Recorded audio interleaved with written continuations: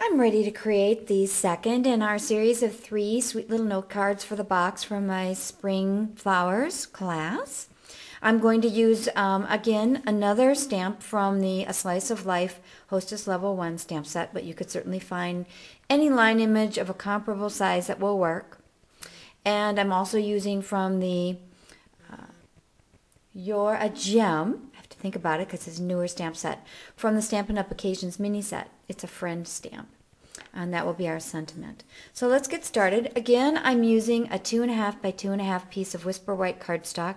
And as I have said before, I like to line the paper up with the grid. That's why I use my mat religiously. It really helps out.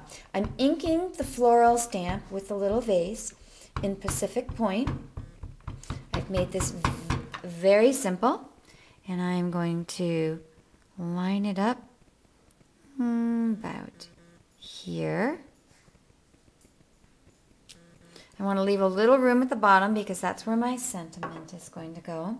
As I said before, I like mounting my sentiments diagonally on this small block, and actually on larger blocks too, because I find the prism effect of the block is less noticeable, and I can actually just sort of see the edge of my paper and then literally line the sentiment up where I want it. So let's see if I can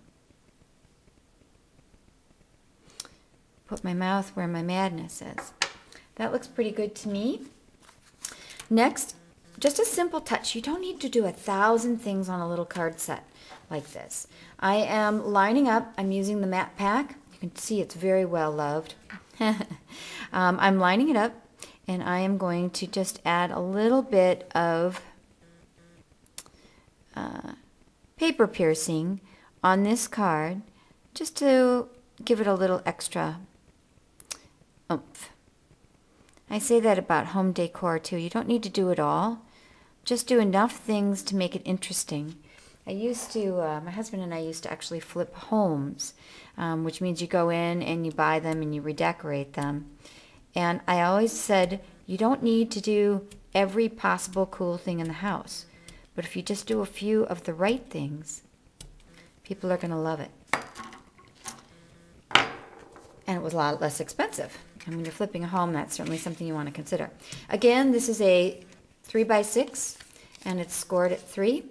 Oh, I got a little ink on me. Hope I don't get it on the Whisper White. And I'm using the bone folder. And again, very simply, I am just adding dimensionals again to the back.